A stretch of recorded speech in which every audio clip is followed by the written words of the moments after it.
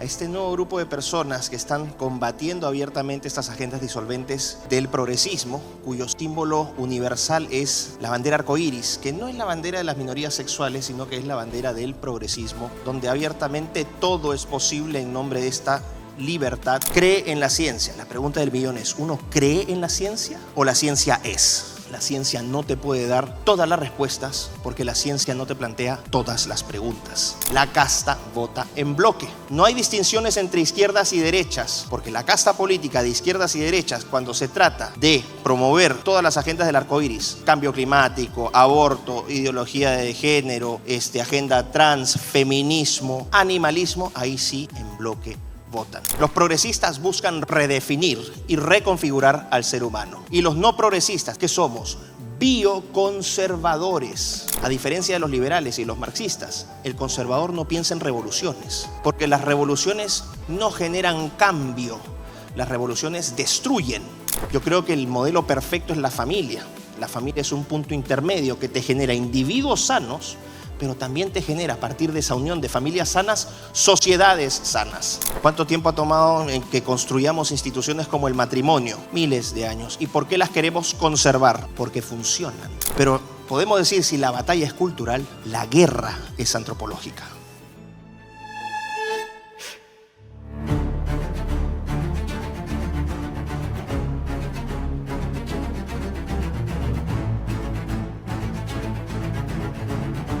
Esta segunda presentación es distinta. Esta es una presentación más de corte de filosofía política. Es decir, aquí hay una perspectiva más política. Y de alguna u otra manera, y Agustín lo sabe porque lo hemos conversado, difiere un poco de la propuesta de Nueva Derecha de Agustín Laje. Hay un punto que yo encuentro que es clave para incorporar a este nuevo grupo de personas que están combatiendo abiertamente estas agendas disolventes del progresismo, cuyo símbolo universal es la bandera arcoíris, que no es la bandera de las minorías sexuales, sino que es la bandera del progresismo globalista, y que es lo que hemos estado definiendo durante estos 2 días. Ahora, mi perspectiva política, porque eso es otra parte del mensaje, que en ese sentido estoy muy de acuerdo con Agustín, la fe tiene que traspasarse también a las calles. Tiene que haber actividad política. Nosotros no ganamos nada solamente rezando. En lo político no lo vamos a poder revertir. Tenemos que tener una actividad, una presencia política, y la comunidad cristiana tiene que educarse en lo político porque el lenguaje político es distinto al lenguaje religioso. Y esto es importante. Milagros lo sabe muy bien porque ella actúa desde la política y ella entiende muy bien que esto es de gran importancia para todos. Yo me confieso abiertamente desde lo político conservador. Soy una persona conservadora. Y ahora en esta presentación ustedes van a entender qué significa el conservadurismo, cómo se transcribe esta interpretación del mundo en un lenguaje político. Vamos a la presentación, por favor, al PowerPoint. Y esta es el título que abre mi presentación, que es la respuesta conservadora. ¿Y qué voy a hacer en esta presentación? Inicialmente voy a dar un diagnóstico muy somero de cómo hemos llegado, a este mundo de supuesta libertad, donde abiertamente todo es posible en nombre de esta libertad, que al final es una libertad que termina ahogándonos, que termina restringiéndonos. Después de eso, una vez que quede claro este diagnóstico, vamos a ver por qué la ideología política como tal no es el punto de partida para una respuesta política al progresismo. Y es aquí donde difiero un poco de Agustín. Agustín dice que patriotas o soberanistas, conservadores y liberales libertarios tienen que confluir en una plataforma y que el eje de izquierda y derecha sigue vivo. Eso es parte cierto porque, como él bien señaló, para el lenguaje político común, la gente de a pie, el concepto de derecha e izquierda sigue teniendo un valor y un sentido. Pero estamos en un proceso, lo habrán visto en la mañana, donde la tecnología está cambiando ese eje. Y les voy a dar un ejemplo muy claro.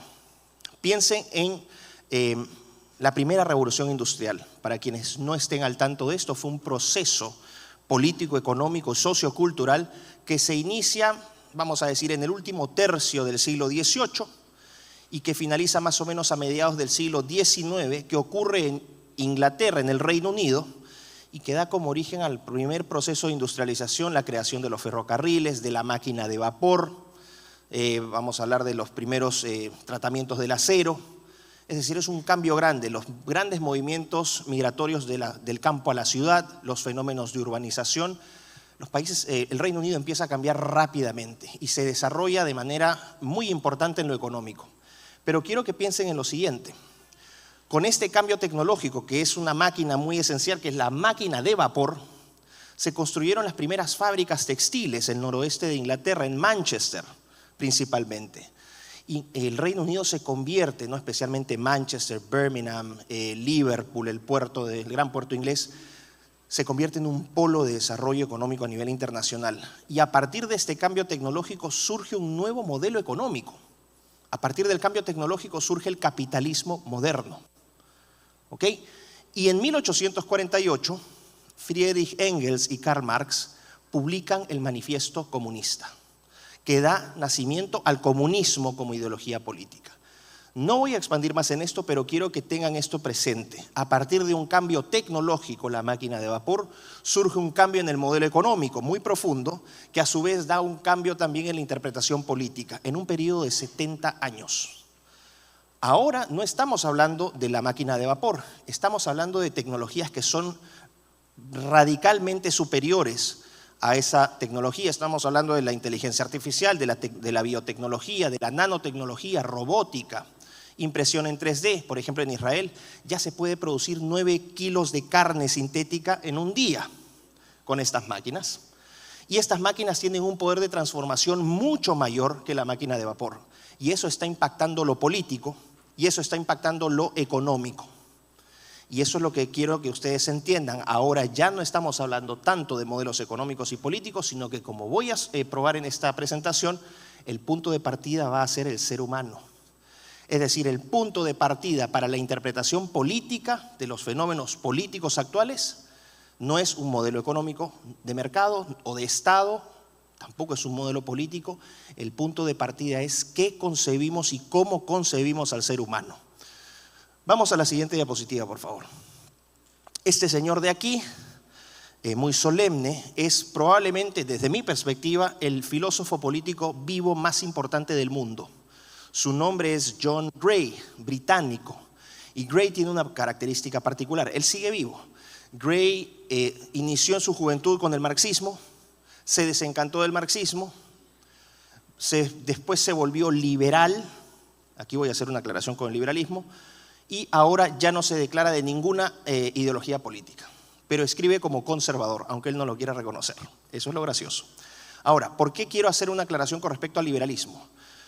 El liberalismo en América, en Hispanoamérica, es distinto a cómo se interpreta el liberalismo en los Estados Unidos y en Europa. En nuestra región, liberal o libertario significa alguien de derecha, alguien que apoye el libre mercado, ¿no?, la transacción económica, la producción, que cree en el individuo, ¿no?, en la libertad. Esos son los valores liberales como se entienden en nuestra región. Pero en Estados Unidos y en Europa, el liberalismo tiene una connotación no de derecha, sino de centro-izquierda. El liberalismo viene a ser el socialdemócrata o el social liberal de nuestra región. Es decir, no cree solamente en el mercado, sino que también cree en el Estado y cree que el Estado debe tener un rol interventor, regulador de la economía. Esa es una diferencia fundamental con los liberales de derecha en nuestra región, que no quieren Estado o no les gusta el Estado. Al liberal europeo y al liberal estadounidense sí le gusta el Estado, lo encuentran necesario. Hecha esta aclaración, ese es el punto de partida del liberalismo de John Gray. Y este es el liberalismo que prevalece en estos momentos en Europa y en los Estados Unidos. Es el liberalismo que representa, por ejemplo, el Partido Demócrata en los Estados Unidos y es el liberalismo que representan los partidos de izquierda o centroizquierda en Europa. ¿Ok? Eso que quede muy claro. Entonces, vamos a tomar la visión o la noción liberal de Europa y los Estados Unidos, no la de esta región. Siguiente diapositiva. ¿Por qué es importante Gray? Porque Gray hace un análisis de los excesos de este liberalismo que les he explicado, el liberalismo europeo. ¿Y qué dice Gray? El problema empieza cuando los liberales o los libertarios empiezan a ver la libertad o a interpretar la libertad no como un medio, sino como un fin en sí mismo. Y esta observación es clave. Cuando uno dice que la libertad es un fin, uno preguntaría entonces, ¿tú por qué quieres ser libre? Porque mi fin es ser libre. ¿Pero para qué quieres ser libre? Porque me gusta la libertad. ¿Pero para qué quieres la libertad? Para ser libre. Es una respuesta circular, cíclica. Ahí nos diferenciamos claramente con los liberales, tanto de izquierda como de derecha. Los conservadores consideramos la libertad no como un fin, sino como un medio. La libertad es un medio. ¿Libertad para quién? ¿Todos tienen el derecho a ser libres? ¿Los delincuentes tienen derecho a ser libres? Entonces hacemos una distinción. ¿Los inmorales merecen ser libres? No. Entonces ya tenemos esa distinción. La libertad para quién y la segunda, la libertad para qué. ¿Para qué quiero ser libre? ¿Para qué quieren ser libres ustedes? Quiero ser libre para ser útil a mi sociedad, para tener una vida plena, para ser feliz. Los fines de esa libertad pueden variar, pero siempre la libertad debe ser vista como un medio, jamás como un fin en sí mismo. Y el problema que Gray ve es que los liberales han convertido la libertad en un fin en sí mismo. Y esto trae un problema. ¿Cuál es el problema? Que a partir de esta libertad se genera esta noción del choice. No sé si ubican esta idea de que somos libres de elegir. Somos libres de elegir libremente. Y esa libertad de elección es sacrosanta. Nadie la puede cuestionar. ¿Por qué? Porque ¿cómo se expresa esa libertad? En mi capacidad de elegir. Máxima, plena libertad, yo elijo. ¿Cuál es el problema de este postulado? Que la elección de una persona es como acto moralmente vacía. ¿Qué significa esto? Yo puedo ser libre de hacer cosas buenas y puedo elegir hacer cosas buenas, pero también puedo elegir hacer cosas malas. Esto es un punto clave. Si yo elijo hacer cosas malas, ¿se valida que mi fin sea o que mi medio sea la libertad? ¿Estoy utilizando responsablemente esa libertad? No. Y el problema es este. John Gray dice, degenera esta idea de que la libre elección es la libertad máxima porque la gente ya no elige solamente hacer el bien. La gente también está eligiendo hacer cosas que no son necesariamente buenas. Y ese es el problema. La elección como tal es un ejercicio moralmente vacío. Lo que determina o le da contenido moral a esa elección es el propósito de esa elección. Lo que ha pasado entonces a partir de esta capacidad de elección es que ha ocurrido una multiplicación. Yo elijo ser libre y por lo tanto tengo derechos. Yo soy libre de casarme con quien se me dé la gana. No te preocupes, lo vamos a transformar en un derecho. Matrimonio homosexual. Yo tengo libre de hacer con mi cuerpo lo que se me dé la gana. Aborto. Pero no solamente quiero elegir abortar, también quiero elegir mutilarme el cuerpo. No te preocupes, también tienes libertad de hacer eso. Tengo libertad para formar familias diversas. No te preocupes, es un derecho humano. Y es así como empieza a degenerar esta libertad, porque como carece de contenido moral, puedes elegir cualquier cosa. Y como es un principio máximo, nadie lo puede cuestionar. Y ese es un error. Ese es un error. Hay un problema entonces que ya empezamos a ver en el liberalismo, es que esta multiplicación de derechos, ¿no?, donde cualquier cosa que cada uno exija que es libre de elegir puede finalmente convertirse en un derecho, es que no considera que esos derechos en algunos casos de las personas pueden chocar, pueden ser conflictivos y que puede haber un compromiso ahí fuerte, donde los intereses de las personas que eligen son contrapuestos y aquí ocurre un choque. Y eso genera un problema. Se los traduzco en un lenguaje muy claro. Vean lo que ha pasado en países como el Reino Unido o Francia. Hablaban de la libertad de las minorías sexuales de hacer lo que se les dé la gana. Hablaban también del derecho de los inmigrantes de entrar a los países en Europa porque es un acto de amor. ¿Y qué ha pasado a partir de esas libres elecciones? ¿Qué pasa entre las comunidades musulmanas y las comunidades de las minorías sexuales? Ya se acabó el periodo de tregua y amor. Ahora están que se sacan los pelos, especialmente los musulmanes a los homosexuales, porque los intereses son contrapuestos. Pero como vivimos en este mundo donde la libertad es la máxima, no, donde el ejercicio de la elección es la máxima libertad, no hay ningún problema. Gray dice, aquí empiezan los problemas, empezamos a tener conflictos en todas partes. ¿Qué tiene que hacerse entonces? El problema es que hoy esas elecciones, las elecciones consideradas correctas, las elecciones personales, vienen con un sesgo ideológico, y aquí viene la carga del progresismo globalista. Vas a elegir correctamente siempre y cuando elijas dentro de estos parámetros: diversidad, inclusión e igualdad, como nosotros lo entendemos. Oye, pero el cristianismo también es parte de la diversidad. No, esos son intolerantes, esos no aportan a la diversidad. Oye, pero nosotros somos una familia de papá, mamá. No, ustedes son unos medievales que no consideran otra forma de familia. Siempre y cuando esa elección se alinee con el paradigma progresista de diversidad, inclusión e igualdad, todo bien. Por lo tanto, si no te adhieres a eso, vas a entrar en problemas. ¿Y qué significa eso? Que lo que va a pasar es, como no todo el mundo acepta este paradigma, esta forma de percibir la libertad, vienen y te la imponen. ¿Cómo te la imponen? Mediante políticas públicas, mediante legislación espuria. Agustín tiene una gran charla sobre cómo se codificaba toda la agenda LGBT, ¿no?, de las minorías sexuales a través, por ejemplo, de la Comisión Interamericana de Derechos Humanos y después de la Corte de Derechos Humanos, ¿no?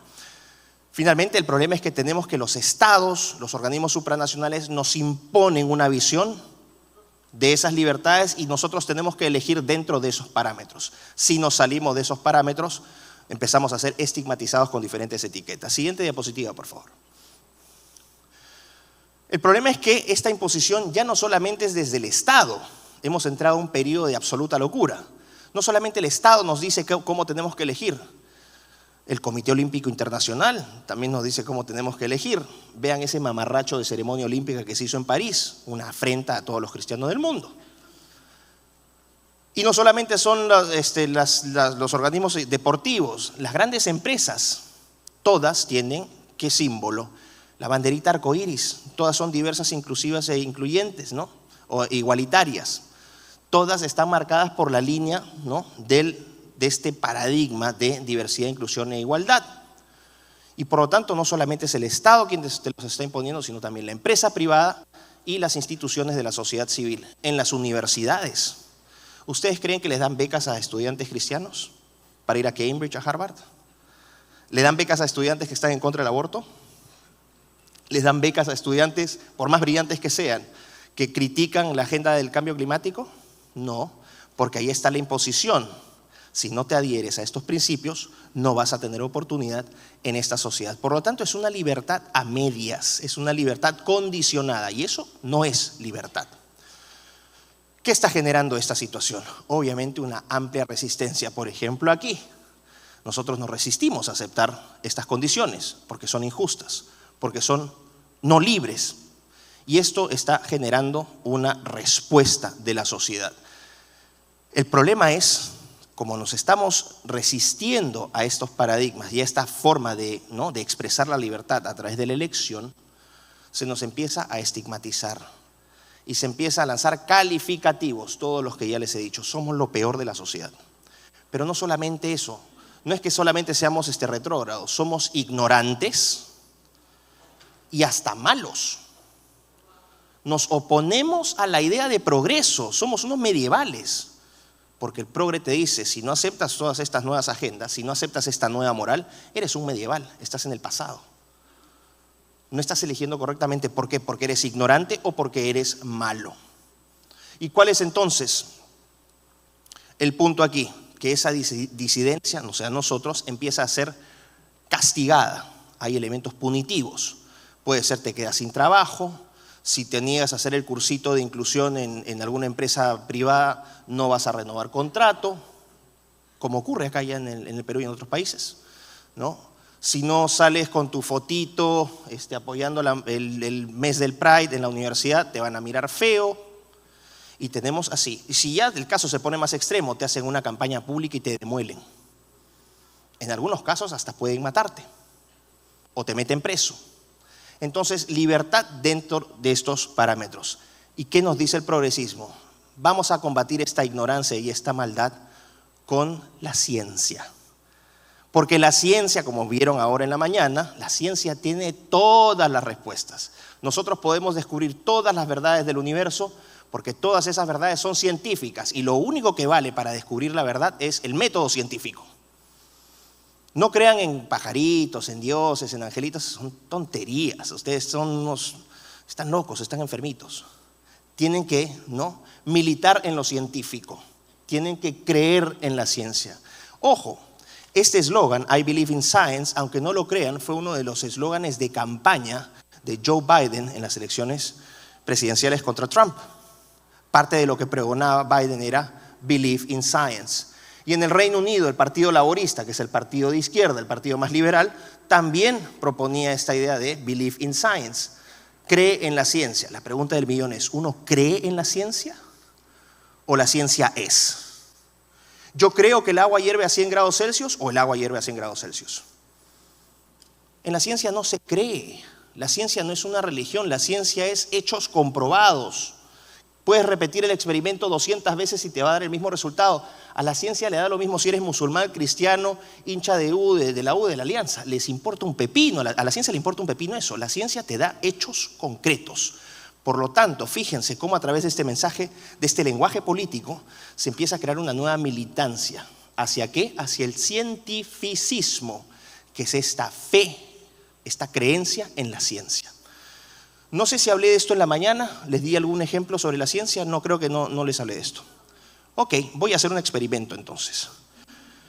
¿Por qué están errados los progres con esta posición? Es una posición absurda. Porque ellos plantean que todas las verdades del universo pueden ser o son científicas y que todo puede ser descubierto mediante la ciencia y que todo el universo se reduce a leyes de la física, de la biología, de la química y que con eso nos basta entender el mundo. Les lanzo una pregunta aquí, voy a hacer un experimento. Este es un experimento científico que repito en todas partes cuando me presento. Levanten la mano aquí las personas que alguna vez se han preguntado en su vida ¿cuál es mi propósito en este mundo?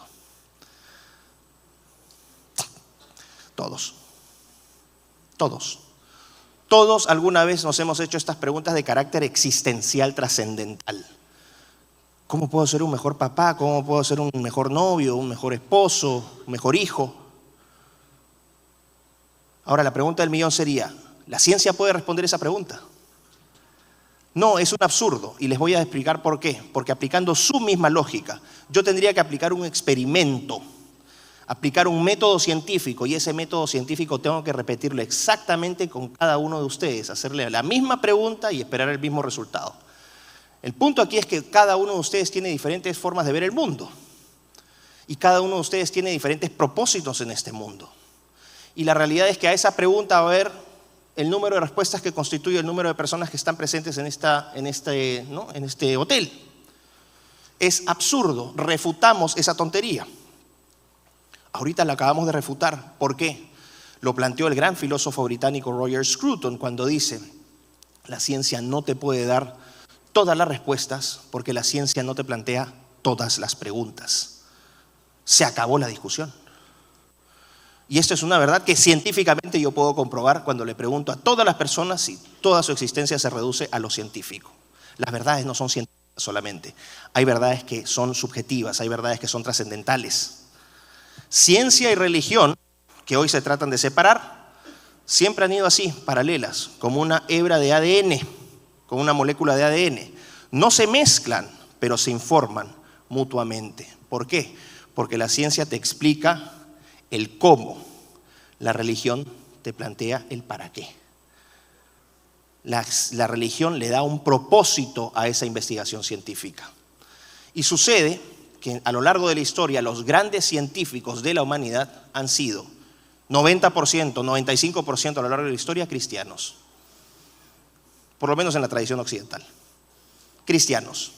Y solo ahora en este siglo, y el siglo pasado, recién ahí es donde se empiezan a revelar y se empiezan a poner seculares. Pero los grandes científicos de la historia han sido todos cristianos, creían en Dios. Bueno, el punto es que ya hemos entonces visto que con la ciencia podemos responder ciertas preguntas. ¿Qué rol tiene la ciencia entonces en el caso de las deliberaciones morales? ¿Yo puedo determinar si algo es bueno o malo a partir de lo científico? ¿O cuando yo hago una valoración del bien y el mal estoy aplicando criterios que a veces son subjetivos o emocionales? De hecho, interpretar el mundo, codificar el mundo bajo este paradigma liberal de libertad con el lente científico es no solamente un error, sino que es contraproducente, genera un daño. ¿Por qué? Porque termina estandarizando las personas y las termina de alguna u otra manera deshumanizando, porque considera que el ser humano es simplemente un autómata que va a tomar decisiones en base a información cuantitativa, numérica.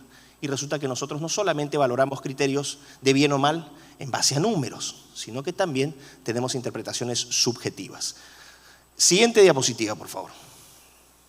Entonces, John Ray hace este análisis y él dice, la causa principal del declive civilizacional es el progresismo que él equipara a este liberalismo que él menciona, liberalismo iliberal, porque es un liberalismo que atenta contra la libertad. Es un liberalismo carente de libertad. Acá en el Perú también lo tenemos. ¿Quiénes son los representantes del progresismo, el liberalismo iliberal en el Perú? Los progres, los caviares, por ejemplo, ¿no? Pero no solamente, ojo, van a decir, pero esto es solamente un ataque a un sector de la política. No, el progresismo se infiltra desde la izquierda y también desde la derecha. Ojo con esto. Ayer Agustín daba un diagnóstico, él decía, ¿cuál es la diferencia entre el PSOE y el PP en España? Uno es de izquierda, ¿no? El socialista de Pedro Sánchez, y el PP, que supuestamente es el partido conservador. En lo económico y en lo político difieren. Bueno, ahorita les voy a dar el punto de unión. ¿Cuál es la diferencia entre el PAN, que es el Partido de Acción Nacional de México, el partido conservador, y Morena, de López Obrador? Supuestamente uno es de izquierda y el otro es conservador de derecha. Renovación Nacional en Chile y la Democracia Cristiana, o la izquierda, el Partido Socialista. ¿Cuál es la diferencia? Uno es supuestamente pro mercado, el otro es más pro Estado. Ok. En Argentina, la diferencia entre el macrismo y el kirchnerismo, política y económica. Pero ¿cuál es el punto? Que cuando toca promover las agendas de la banderita arcoíris, ahí nunca hay diferencias. Votan en bloque, lo que Milei llama la casta. La casta vota en bloque. No hay distinciones entre izquierdas y derechas, porque la casta política de izquierdas y derechas, cuando se trata de promover todas las agendas del arcoíris, cambio climático, aborto, ideología de género, agenda trans, feminismo, animalismo, ahí sí en bloque votan.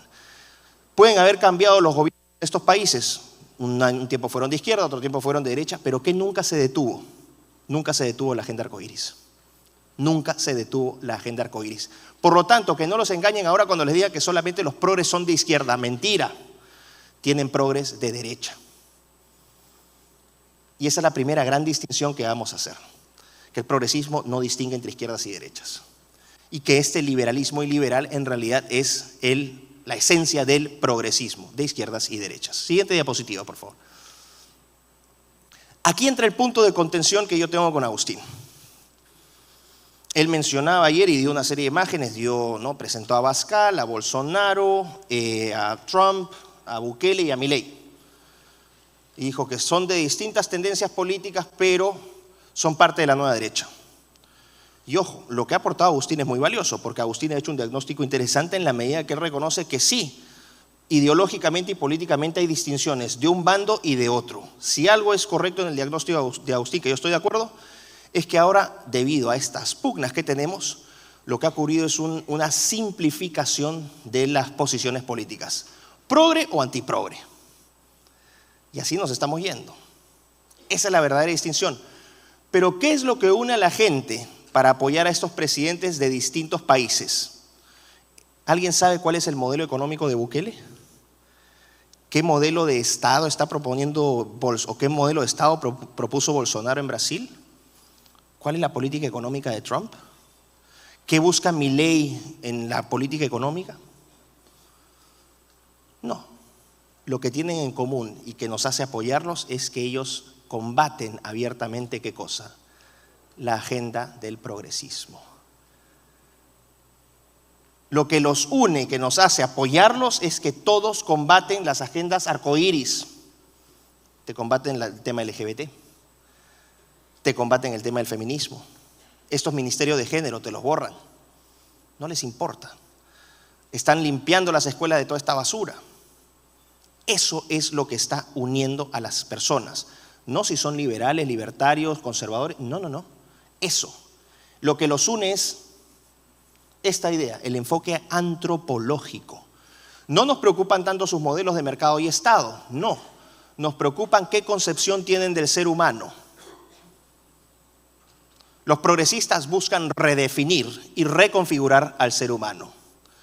Y los no progresistas, es decir, los fanáticos, fascistas, medievales, ¿qué somos? Bioconservadores. Y en este bioconservadorismo, es decir, respetar la naturaleza y condición del ser humano, vas a encontrar a liberales, a libertarios, a conservadores, a soberanistas y, ojo, también a izquierdistas.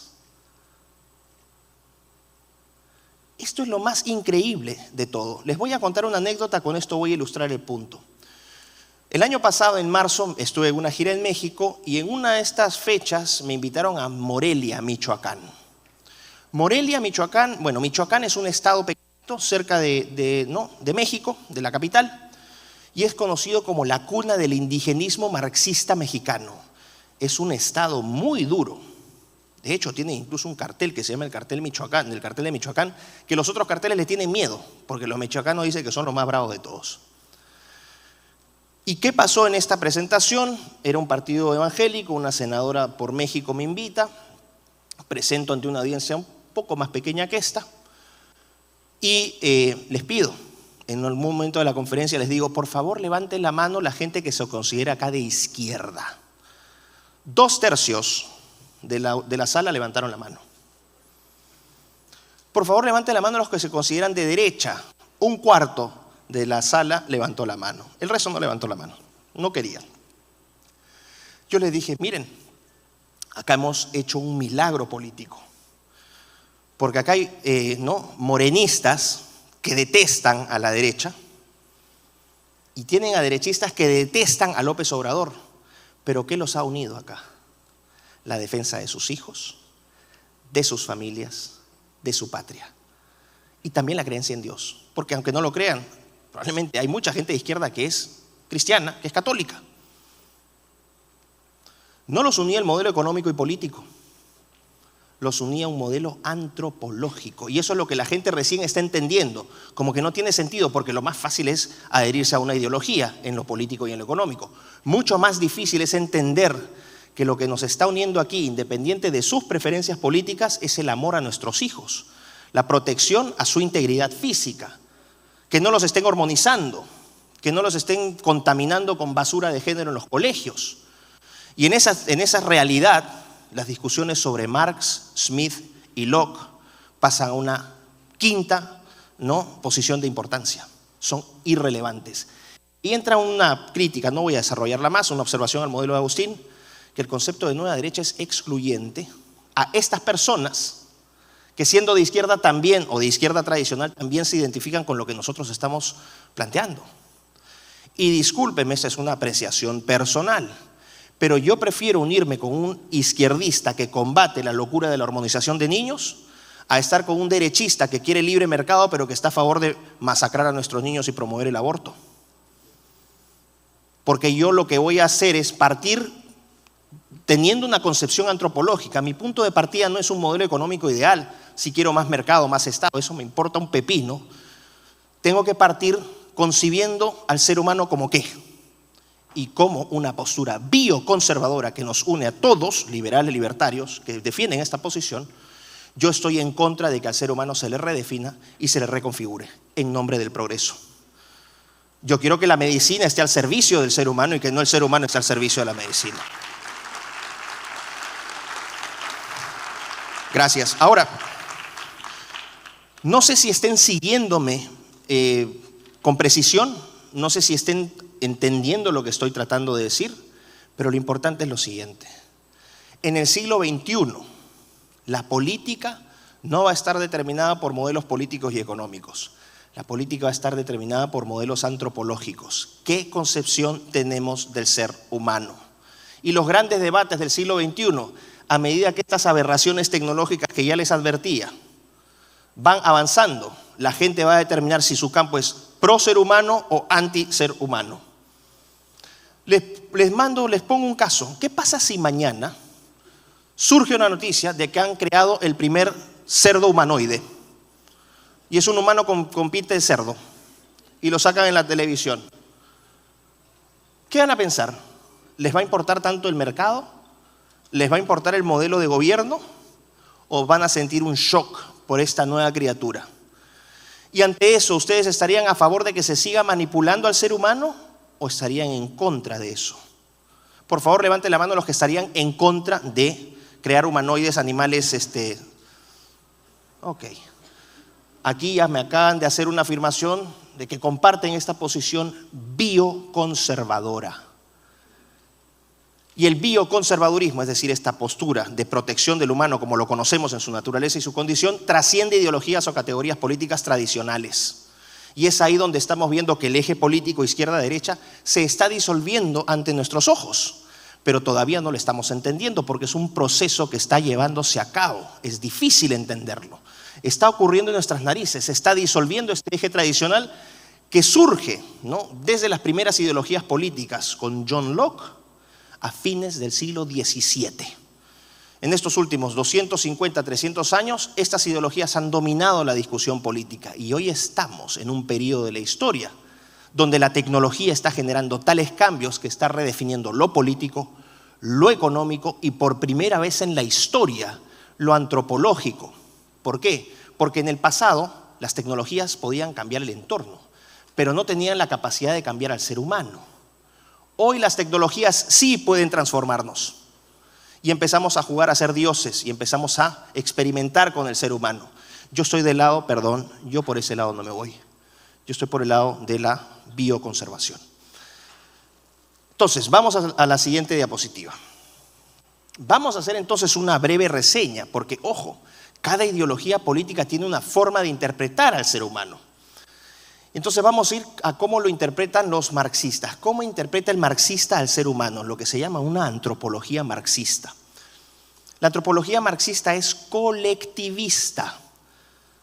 El marxista considera al ser humano como una parte de un colectivo. Lo individual para el marxista no tiene relevancia. Lo que importa para el marxista es el colectivo, la masa, la sociedad, la clase proletaria. Es decir, desindividualiza y estandariza al ser humano. Es un ser humano sin identidad individual. Número 1. 2. La antropología marxista es determinista. El marxista no le da al ser humano el poder de elegir. Lo que el marxista te dice es que existen condiciones materiales previas. Y esas condiciones materiales previas, que son, por ejemplo, quiénes tienen los factores de producción, quiénes son dueños de las fábricas, quiénes son dueños de la plata, quiénes son dueños de la tecnología, que esos factores de producción condicionan las relaciones de poder. Y que en esa configuración, en esa relación, los seres humanos tienen poca capacidad de elegir. Finalmente, la antropología marxista es reduccionista. ¿Cuál es el postulado del marxismo? ¿Qué te dice un comunista? Hay una lucha de clases. Lo que tienes es una masa de trabajadores que son explotados, los proletarios, y una élite pequeña de capitalistas burgueses, que son los dueños de los factores de producción, es decir, de las fábricas, de todo eso. Lo que propone entonces el marxismo es una lucha de clases para llevar a cabo la revolución. Y esa revolución, ¿qué va a significar? Que el proletariado conquiste el poder, ¿no?, expulsando a los capitalistas burgueses. Y una vez que ese proletariado toma el poder, va a hacer uso del Estado. ¿Para qué? Para desmantelar el sistema capitalista que lo oprime, para destruir esas condiciones materiales que perpetúan su pobreza. Y una vez que se ha desmantelado el sistema capitalista, lo que vamos a tener, según Marx, es comunismo puro. Y en este momento, el Estado ya no va a servir, nos deshacemos del Estado, y también la diferencia de clases tampoco va a existir, porque todos vamos a ser comunistas, lo mismo. Piensen en lo siguiente. Esta explicación ¿Fue natural? No. Tuve que explicarles teoría política y quizás no todos la entendieron tan bien. Hay alguna noción. Pero ojo, se les hizo a algunos difícil de entender. ¿Por qué? Porque es una teoría. Es una forma de concebir al ser humano no como realmente es, sino como la ideología lo concibe que es. Es la crítica que Agustín señalaba con absoluta precisión de que las ideologías son como lentes que nos distorsionan la realidad, que nos dan una visión parcial de esa realidad. Y para el marxista, esta es la visión del ser humano. Un ser humano totalmente estandarizado, sin poder de elegir, y un ser humano que vive en un mundo muy sencillo, muy simple, de proletarios contra capitalistas. A esto se le llama una antropología marxista de enfoque deductivo. ¿Qué significa deductivo? Como sucede en las ideologías políticas, partes de una teoría en tu cabeza, de un modelo ideal, lo ideas en tu cabeza, creas una teoría y esa teoría después la tratas de probar en la realidad. Pero ¿qué pasa si la teoría no calza en la realidad?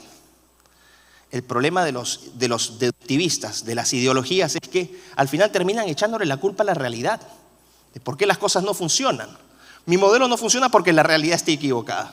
Es como cuando te dicen, el verdadero comunismo no, ningún sistema comunista ha funcionado, no porque el comunismo no sea bueno, sino porque no lo han aplicado bien. Esa es una forma de decir, la realidad no ha funcionado, el modelo teórico es excelente. El problema del deductivismo, de la teorización, es que dejas de interpretar la realidad y te concentras en lo ideológico y teórico. Y esa es una forma de distorsionar las cosas. Es ese enfoque deductivo el que te permite ahora que haya gente que te diga que existen hombres castrados a los que puedes llamarles mujeres, por ejemplo. Vamos a ir entonces a la antropología, a la siguiente diapositiva, a la antropología liberal. Ahí está el Leviatán de Hobbes. El liberal parte de otra posición. El liberal te dice, bueno, mira, lo que en realidad existe es que el ser humano parte de un mundo donde hay individuos que son libres, que viven en este estado de la naturaleza, ¿no? Donde están peleándose los unos contra los otros, como no hay leyes, se rompen la crisma y finalmente los más fuertes son los que ganan. Entonces llega un punto donde se cansan y como son seres racionales y pensantes, dicen vamos a hacer un contrato social, ¿ok? Entonces vamos a ponernos de acuerdo, vamos a delegarle el poder a un soberano, al Leviatán, para que nos garantice paz y seguridad. Fíjense en la teorización, ¿eh? Ojo, la cantidad de teoría que hay acá no es realidad, están pensando un modelo ideal. Por lo tanto, una vez que estos seres humanos de manera libre y voluntaria firmen este contrato social, finalmente vamos a tener paz y seguridad. El segundo problema de la antropología liberal es que es universalista. Se expresa perfectamente en la doctrina de derechos humanos. ¿Qué significa esto? Los liberales creen que su ideología puede aplicarse en todas partes del mundo y que en todas partes del mundo va a funcionar igual. Pero eso choca con un principio del conservadurismo. ¿Cuál es ese? ¿Los países son iguales? ¿Las personas que viven en los países son iguales? ¿Tenemos diferentes formas de ver el mundo? ¿Diferentes religiones? ¿Diferentes lenguas? ¿Diferente comida? ¿Diferente música? ¿Diferente clima? El liberalismo es, en ese sentido, una utopía. Es un deseo, pero no se puede materializar porque los seres humanos somos, en la realidad somos diversos, no porque nos los digan los progres, sino porque efectivamente somos diversos. Y esa diversidad impide que esta universalidad sea aplicada. Tercer punto, a diferencia del marxista que colectiviza al ser humano, la antropología liberal es individualista. ¿Qué es lo que resalta? Al individuo. ¿Y qué es lo que resalta de ese individuo? Su capacidad para elegir, para ser libre. Cuando Milei dice, viva la libertad, carajo, ¿a qué se opone Milei? A los zurdos. ¿Los zurdos quiénes son? Los colectivistas, los comunistas, los socialistas. ¿Ok? Él tiene una visión donde está concibiendo al ser humano como un individuo. Hay un problema con esa concepción.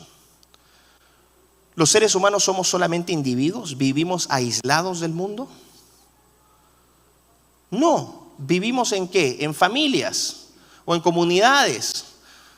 Y es cierta esta idea de que las decisiones que tomamos, de que hay decisiones que podemos tomar que nunca afectan a terceros.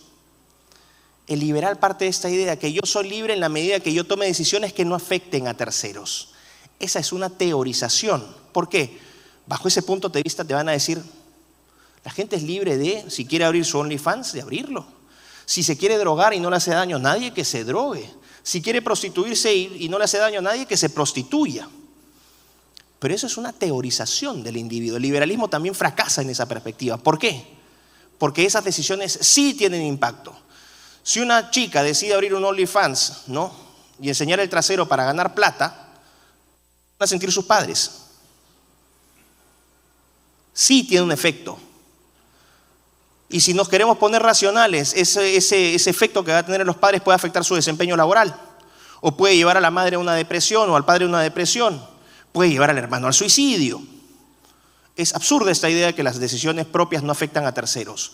¿Qué pasa si una persona decide libremente drogarse? Es mentira que no afecta a terceros, porque va a pasar lo mismo que pasó con esa familia de la chica de OnlyFans, con un elemento agregado. ¿Qué pasa cuando ese sujeto se queda sin droga y ya no tiene dinero?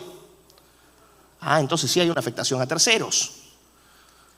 ¿Y qué pasa si roba y no le alcanza? Empieza a matar. ¿Y qué pasa si esa persona después de tantas drogas llega a un colapso médico? ¿A dónde hay que llevarlo? ¿Y quién paga esa cuenta? Nuestros impuestos. Si nos ponemos utilitaristas. Esta idea es absurda de que las decisiones que tomamos no afectan a terceros. Todas las decisiones que tomamos, absolutamente todas, afectan a terceros. Por lo tanto, desde esa perspectiva, la antropología liberal es errada. Es una interpretación teórica, no es una interpretación de la realidad. Por eso también yo me reafirmo como conservador y ya vamos a ver por qué. La antropología liberal también es racionalista. ¿Qué significa esto? Parte con esta idea de que todos los seres humanos siempre tomamos decisiones en base a la maximización de nuestra utilidad o de nuestro bienestar. ¿Qué significa esto? Cuando ustedes están en la calle y piden un taxi, ¿van a pagar el taxi que cuesta 10 soles o el de 15 soles? Ahí está, eso es una decisión racional. Están maximizando su bienestar.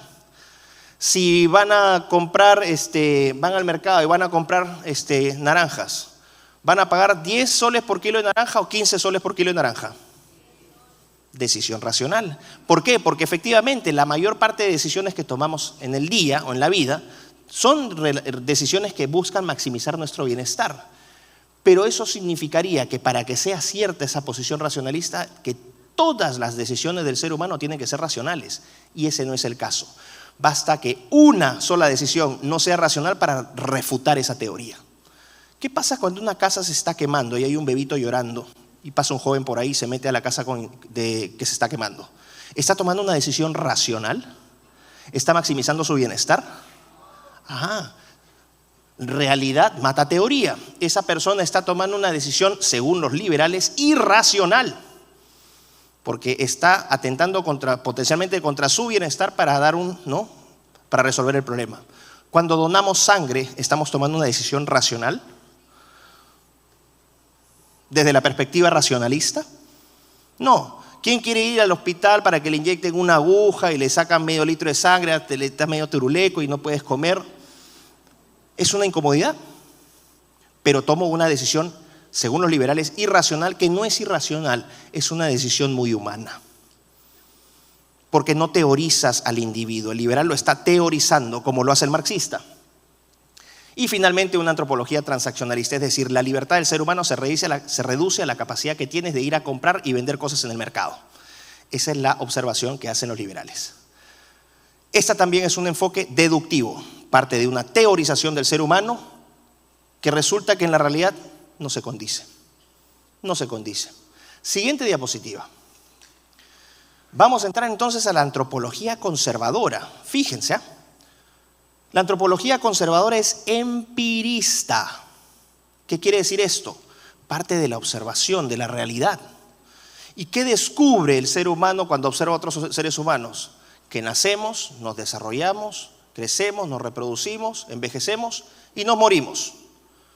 Es decir, el conservador dice, el ser humano es un ser imperfecto, es un ser finito, muerte, y es un ser trascendente, tiene una dimensión espiritual. Es lo que observo. ¿Hay alguna explicación teórica aquí? No. El liberal cree en el hombre racional, que ya hemos visto que no es 100% racional, es un modelo teórico. Y el marxista cree en un hombre estandarizado, colectivizado, que resulta que no es la identidad del ser humano. Los seres humanos también tenemos necesidad de ser individuos y de expresar esa individualidad.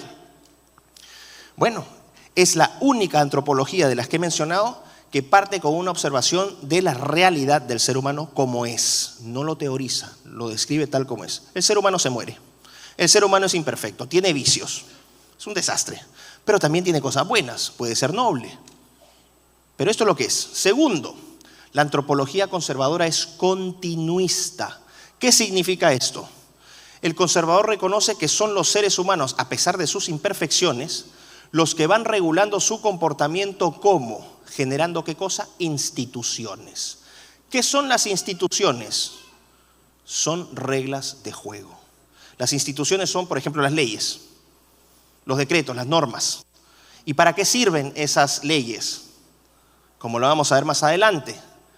Son básicas para garantizar ¿qué cosa? Nuestros derechos fundamentales. Es curioso porque van a decir, los libertarios van a decir, pero ¿para qué tienes un Estado que está creando leyes que nos quita libertades?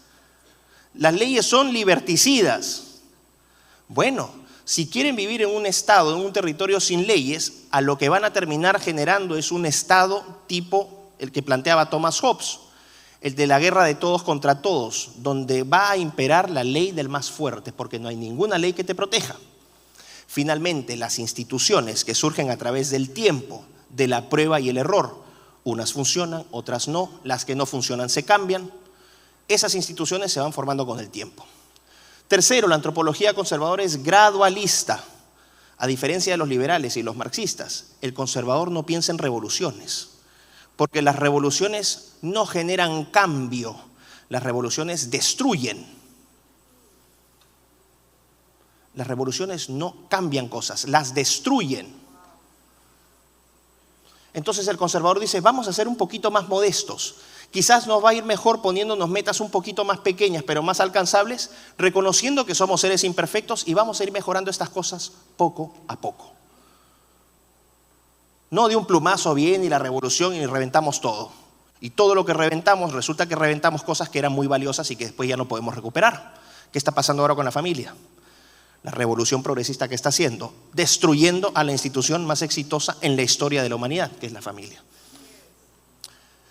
El conservador también en su antropología es escéptico. ¿Qué quiere decir? Desconfía. Así como desconfía de las revoluciones, desconfía de las utopías. El conservadurismo no te hace grandes promesas. Uy, vamos a vivir en un paraíso. La tecnología nos va a dar un nivel de riqueza material como nunca antes visto. Vamos a crear un paraíso en la tierra. Ya las necesidades no van a ser básicas, toda la gente va a vivir feliz, va a haber pleno empleo. Tampoco van a tener que trabajar, va a haber salario único universal para todos. Y vamos a vivir en un mundo de felicidad, de placer constante. Vas a comer lo que quieras, vas a dormir a la hora que quieras, no vas a trabajar. Existe un estado de bienestar y la tecnología te va a ayudar en todo. Esa es una promesa vacía del progresismo. Sobre todo en los jóvenes, que les está prometiendo el oro y el moro con el desarrollo tecnológico. ¿Y qué es lo que está generando? Tasas de suicidio en adolescentes que porque no les dan el suficiente número de likes no se sienten validados socialmente y se matan. Son falsas promesas. Y la última, la antropología conservadora es comunitarista. Si la antropología marxista era colectivista y la antropología liberal era individualista, es decir, unos exaltan sociedad o colectivo, la otra exalta al individuo, el conservador encuentra un punto medio, la comunidad. ¿Y cuál es la unidad fundamental de esa comunidad? La familia.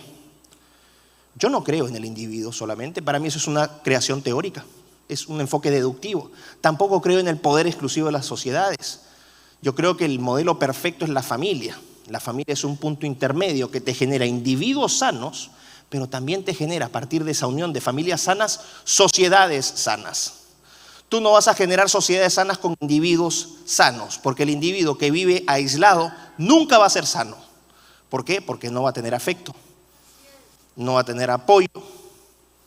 Ah, no, pero es racional y va a maximizar su bienestar. Bueno, sigue escribiendo teoría.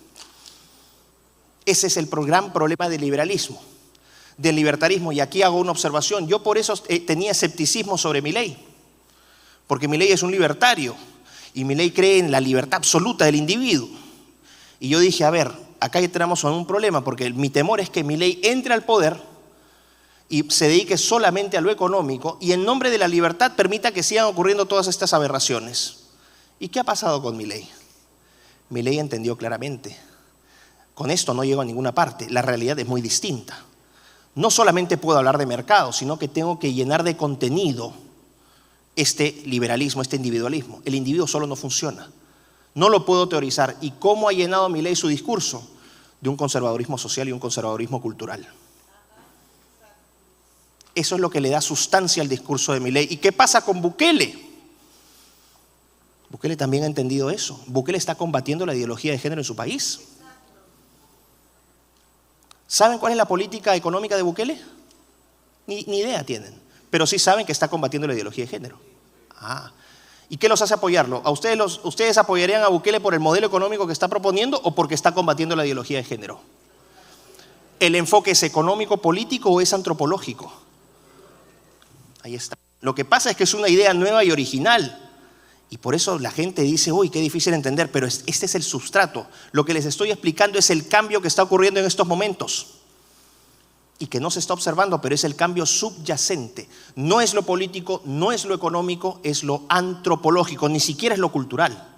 Lo cultural es esencial, ¿para qué? Para no pervertir esa antropología. Pero podemos decir, si la batalla es cultural, la guerra es antropológica. Siguiente, y otra cosa, este ya no es un enfoque deductivo, es decir, donde yo observo una teoría o creo una teoría e interpreto la realidad. Este es un enfoque inductivo. El conservador observa la realidad y en base a esa realidad observa patrones y después los va ordenando para determinar conclusiones. Por ejemplo, ¿qué pasa si hay incestos? ¿Qué se observa con los hijos de los incestos? Que segunda, tercera o cuarta generación por consanguinidad vas a tener problemas congénitos y te van a salir con deformaciones o con problemas mentales. Se hizo esa observación en diferentes lugares, en diferentes tiempos y se llegaba a la misma conclusión. En base a la observación se decidió entonces no es bueno que haya incesto porque lleva a esto. Ese es un enfoque conservador inductivo. Observas la realidad, la interpretas sin restos teóricos y después concluyes. Quiero aclarar algo, eso no significa que el conservador desprecie la razón o desprecie la abstracción o que desprecie a la sociedad o que desprecie al individuo o que desprecie al Estado o que desprecie al mercado. El conservador en ese sentido va a interpretar lo que la realidad le indica. Si en una zona no tienes empresa privada y estás en una zona pobre en el país, por ejemplo, Huancavelica, ¿qué incentivo tiene un empresario privado para abrir una escuela privada de alto nivel en Huancavelica? Ninguna. No hay demanda, porque no hay poder adquisitivo. ¿Qué hacemos entonces en ese caso? ¿Dejamos que los pobres de Huancavelica se queden sin educación? Ahí lo que ustedes van a tener es una falla de mercado. ¿Y qué te va a decir el liberal? Uy, no está, el problema es no está fallando el modelo acá. Tenemos que generar incentivos porque por último la caridad del empresario va a llevar a cabo esa obra. ¿Qué caridad, por favor? El conservador dice que somos imperfectos, viciosos, egoístas a veces. Nadie tiene un incentivo para invertir. Entonces, ¿qué hacemos? ¿Que se queden sin educación? ¿O que se queden sin salud? Yo como conservador voy a decir, bienvenido el Estado. Que el Estado me supla lo que el mercado no me está dando. Pero ¿qué pasa si me voy a otro lado, me voy a Lima y veo toda esta burocracia inútil, con unos sueldos de unos parásitos que no sirven para nada realmente, que te hacen la vida imposible? ¿Qué voy a decir? No quiero Estado, quiero menos Estado. Aquí sí quiero pasar un poco del poder al sector privado. El conservador te va a decir, yo interpreto la realidad y en este caso considero que esto es mejor y en este caso considero que esto es mejor. Y lo mismo pasa con la interpretación del individuo. Por lo tanto, ¿qué voy cerrando con esto? Este es un enfoque inductivo. ¿Qué voy cerrando con esto? Ayer cuando Agustín hacía la distinción, ¿no?, entre conservadores, liberales y soberanistas. Disculpen, pero el conservador es las tres. ¿Solamente los liberales creen en la libertad? El conservador ama la libertad. La diferencia con el liberal es que el conservador no solamente ama la libertad por amarla, ni la considera un fin en sí mismo, sino que el conservador te va a decir libertad para qué y para quién. Pero la libertad también es un valor que defendemos a ultranza. ¿Los soberanistas se pueden separar de los conservadores? ¿Qué es lo que aman ustedes? ¿Cuántos de acá se identificarían así intuitivamente? No les digo ideológicamente. Intuitivamente, ¿quiénes se sienten acá un poquito conservadores? Levanten la mano. Fíjense, miren, qué interesante. Más de la mitad. Y estoy seguro que el otro 40% que no, 35% que no levantó la mano es porque desconoce lo que es el conservadurismo. Porque les han dicho que los conservadores somos malos, somos amantes del pasado, que somos inmovilistas, que no queremos cambio, que somos enemigos de los derechos. Pura basura, pura propaganda de izquierda y de derecha enemiga del conservadurismo. El conservador, ¿qué es lo que ama? A su familia, a sus hijos. ¿Qué es lo que el conservador ama? Su comunidad, su bandera. Como lo dije en el Parlamento, ¿cuántos se identifican aquí con el trapo arcoíris? Ya tengo lista de seguridad acá para que lo despachen. ¿Cuántos aquí aman, que sean peruanos, la roja y la blanca? Levanten la mano. Ahí está, un aplauso para nuestro país.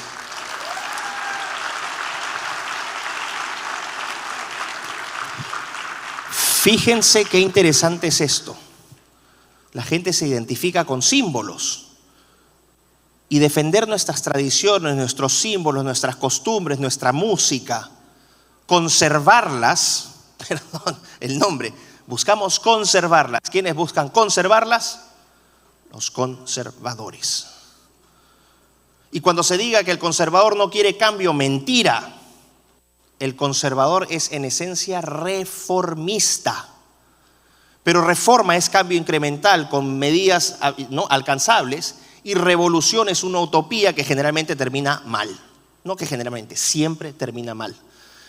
Cambiar está bueno y cambiar es parte de la vida. El conservador lo observa en el transcurso de vida de los seres, no solamente de los seres humanos, sino de otra forma de vida.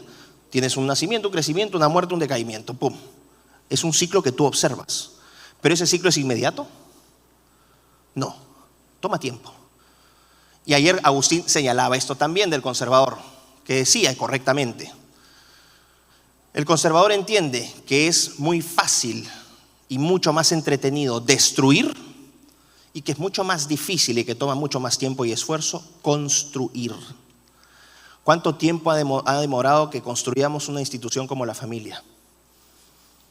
Miles de años. ¿Cuánto tiempo ha tomado en que construyamos instituciones como el matrimonio? Miles de años. ¿Y por qué las queremos conservar? Porque funcionan. Nadie va a conservar lo que no funciona. Se habla con suma ignorancia y se pone el caso de la esclavitud. Y ahí están estos filósofos de Twitter diciendo que los conservadores, ¿no?, han estado siempre a favor de todas estas medidas privilegiadas.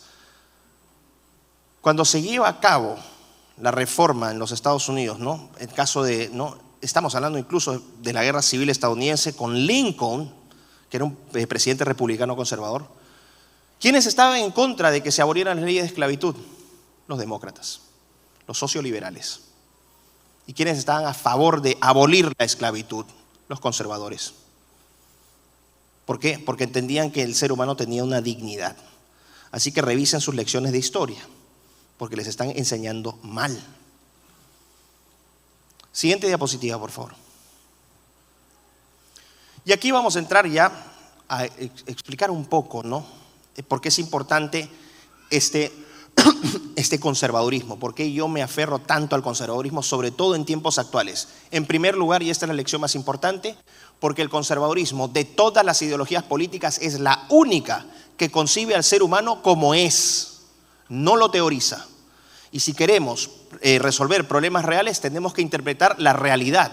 Si nosotros empezamos a interpretar mentiras, la resolución de ese problema nunca va a llegar.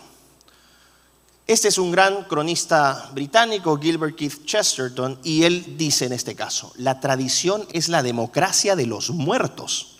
Miren hasta la belleza con la que se escribe. Es una maravilla esta frase. Se rehúsa a someterse a una oligarquía pequeña y arrogante de quienes solo están de paso. ¿Qué está diciendo Chesterton aquí? Ese es un ataque demoledor a la ingeniería social.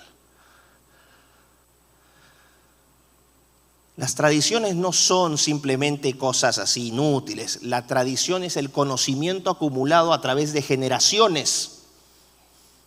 Es un legado que tenemos y que tenemos que honrar.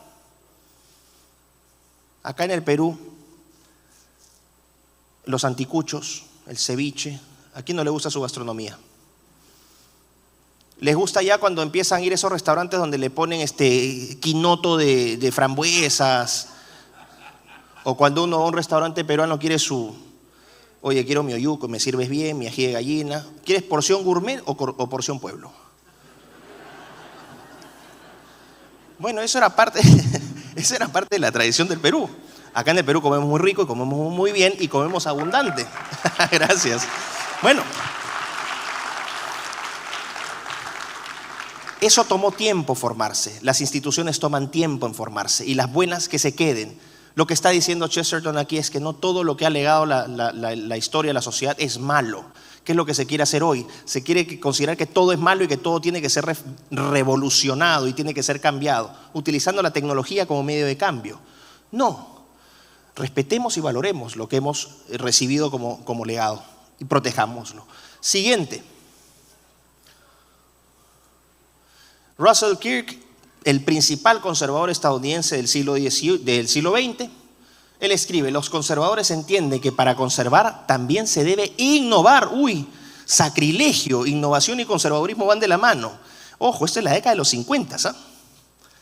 El cambio es esencial, pero debe ser un cambio que reconozca y respete el pasado. Esto suena a poesía, pero voy a nuevamente aterrizar este ejemplo. Yo le pregunto, sobre todo a los más jóvenes, les pregunto aquí, me voy a dirigir a los más jóvenes. Si yo les pregunto, ¿quiénes son ustedes? Y ustedes me van a decir, bueno, me llamo Pedro, tengo 22 años, soy estudiante de Ingeniería Civil en la Universidad de Lima y soy hincha de la U. Ok, perfecto. O de Alianza, ¿no? O de la misilera rosada, como es mi caso, el Boys. No es porque me llame Voik, por si acaso. Ok, perfecto. Ahí tengo un enfoque parcial, pero yo puedo ir preguntar un poco más. ¿Puedo decir que conozco a Pedro con solamente esa información? No. ¿O entiendo quién es Pedro? No.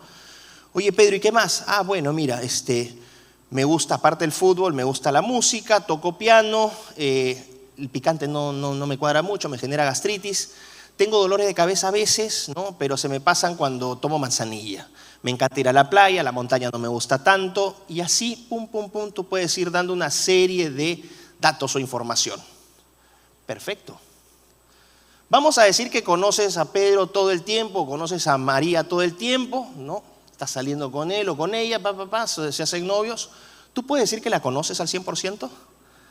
¿A quiénes tienes que conocer para darte una idea más profunda?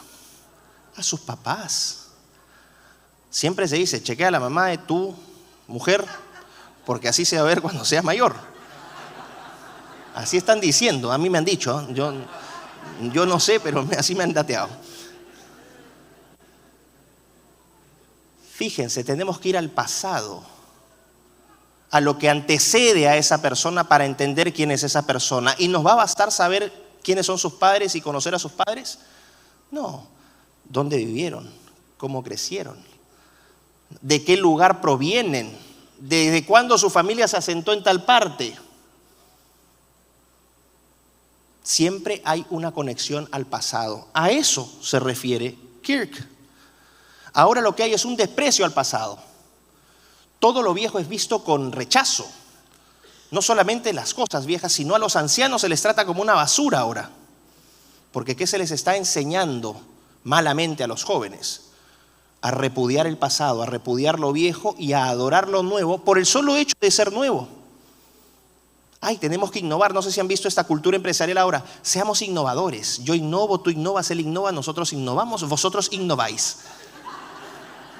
Y estamos así con la locura y la innovación constantemente. Es el amor al cambio por el solo hecho de cambiar. Pero ¿qué pasa? ¿Solamente cambiamos así? No es necesario de repente tomar un reposo y ver cuánto hemos avanzado para saber si estoy siguiendo el trayecto correcto. Tengo que reposar para reflexionar qué es lo que he hecho, qué puedo mejorar, qué puedo cambiar. El reposo es necesario, la reflexión es necesaria porque me da orientación, me guía hacia un propósito. Y el joven hoy, o las generaciones más jóvenes hoy, se les dice que venir en el cambio por el solo hecho del cambio, pero es un cambio sin dirección ni propósito. Y por eso los ven todos deconstruidos ahí haciéndose tonterías en la cabeza y en los piercings y todas estas cosas, porque no saben hacia dónde van y porque les han volado todas las bases de identidad. La religión, el país, todo es malo. La familia es mala, los papás son malos, las mamás son malas, todo el mundo es malo.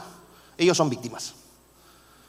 Bueno, ahí nos dice Kirk, pongan el freno de cuando en cuando, miren hacia atrás y como decía Churchill, mientras más puedas ver hacia tu pasado, más te vas a proyectar hacia el futuro.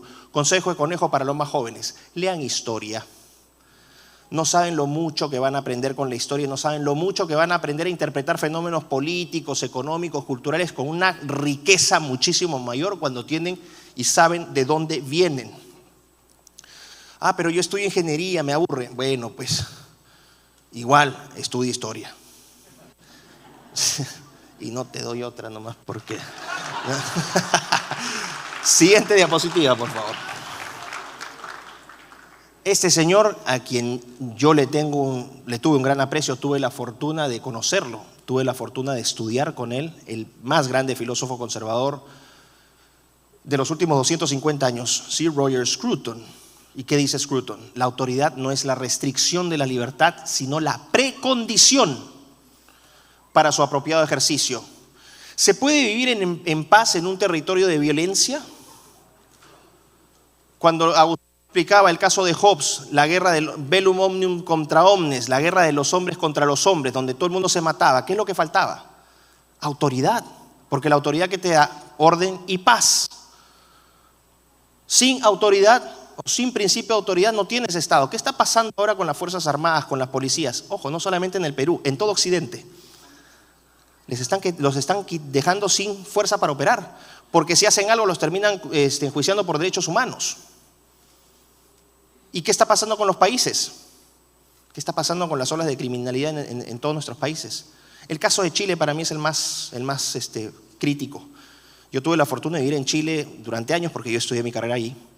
Chile era un modelo, era un país al cual tú llegabas y te encontrabas en Europa. Era otro territorio Chile. Pero Chile no solamente era moderno por sus edificios.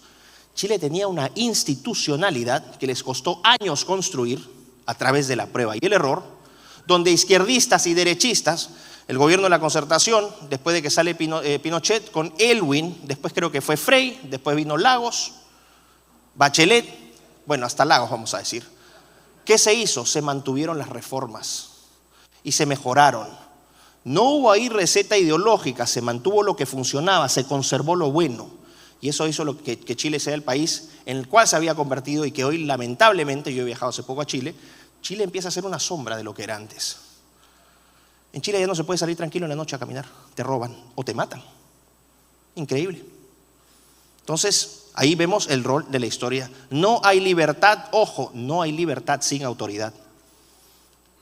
Siguiente diapositiva. Thomas Sowell, un gran economista, un gran teórico social estadounidense. La familia es el núcleo de la sociedad. Los valores básicos que permiten que funcione se aprenden y refuerzan en el hogar. Esto no requiere mayor interpretación, esto se autoexplica. ¿Y por qué resuena en todos ustedes? ¿Les tengo que explicar teóricamente por qué la familia funciona? ¿O ustedes prácticamente en su experiencia ven que las familias funcionan? Empirismo puro y duro, no hay teoría. Esa es una de las cosas más lindas del conservadurismo y ahora les voy a explicar por qué. Para mí la próxima diapositiva es la síntesis del conservadurismo y por qué yo me identifico plenamente con este pensamiento. Edmund Burke, padre del conservadurismo moderno, en 1790 publica un libro que se llama Reflexiones sobre la Revolución en Francia, donde él adelanta que la Revolución Francesa va a terminar siendo una catástrofe e incluso pronostica que va a surgir un militar que va a tomar el poder y se va a volver totalitario. Napoleón. ¿Por qué Burke pasa a la historia? Porque todo lo que predijo se hizo realidad. ¿Y qué sostiene Burke aquí? La sociedad es de hecho un contrato. Puntos suspensivos. En realidad no es un contrato, es una asociación. No solo entre quienes viven, pero entre quienes viven, quienes han muerto y quienes están por nacer. Acá no hay contrato social, que los individuos libres, que yo firmo y ya tengo mi leviatán y aseguramos de manera voluntaria libertad, vida, propiedad. Tengo que explicarlo. Y no me lo van a entender a la primera. Si yo hablo del marxismo, la lucha de clases, el proletario oprimido que se rebela contra el capitalista burgués porque las estructuras en el materialismo histórico no se dan en las... Porque esa fue la única parte donde los vi casi durmiéndose cuando les explicaba el marxismo. Yo tengo que explicar la teoría. Todo lo deductivo lo tengo que explicar, pero esto es inductivo y esto es de una belleza suprema. Lo que Burke dice aquí básicamente es: tú a quienes te debes y tú por quienes actúas es por tus padres, por tus abuelos, por tus hijos y por tus nietos. ¿Tengo que explicarle esto a una persona que no tiene formación en filosofía política para que tenga sentido? Y por eso están asustados los progres. Y por eso es que pienso que en el diagnóstico no es progresistas versus liberales, liberalistas, soberanistas y conservadores. No, es entre progresistas y bioconservadores. Aquellos que parten de una antropología que representa al ser humano por lo que es sin teorizarlo y que defiende al ser humano en lo que es y que en nombre de un falso progreso no busca transformarlo. Y eso es lo que estamos viendo ahora. Por eso es que van a encontrar gente de izquierda y de derecha que es bioconservadora. Si no me creen, Leon Kass, un hombre de fe muy fuerte en los Estados Unidos, experto en bioética, de derecha radical, como lo dirían ahora los progres, es bioconservador. Pero también es bioconservador Francis Fukuyama, un demócrata liberal de los Estados Unidos. Y también es bioconservador Michael Sandel, un gran filósofo, experto en justicia, en leyes, conservador de los Estados Unidos. Y curiosamente, ¿saben quién más es bioconservador? Jürgen Habermas. ¿Quién es Jürgen Habermas? Me van a decir. Jürgen Habermas es el representante más importante de la tercera ola de la escuela de Frankfurt. La escuela de Frankfurt es una escuela neomarxista, de izquierda pura y dura. ¿Y qué dice Habermas? Yo estoy en contra de la manipulación del ser humano. Unos son cristianos, los otros son ateos, pero ¿en qué están de acuerdo? Al ser humano no me lo tocan. Porque empiezas a tocar al ser humano, empiezas a manipular al ser humano y vas a crear una serie de catástrofes que ni siquiera sabemos que vamos a poder controlar. ¿Dónde está la izquierda y la derecha acá? Desapareció. Está desapareciendo, porque lo que está generando militancia ahora no es el modelo económico y el modelo político. Lo que está generando militancia, y que es un problema de principal importancia para las familias hoy en todo el mundo, en el mundo occidental, es el tema antropológico en todas sus dimensiones: el aborto, la ideología de género, la agenda trans, el feminismo, la eutanasia. Son temas antropológicos, no políticos ni económicos. Siguiente diapositiva. ¿Por qué el conservadurismo?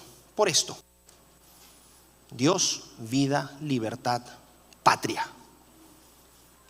¿Quiénes en esta sala no se identifican por lo menos con 3 de estos 4?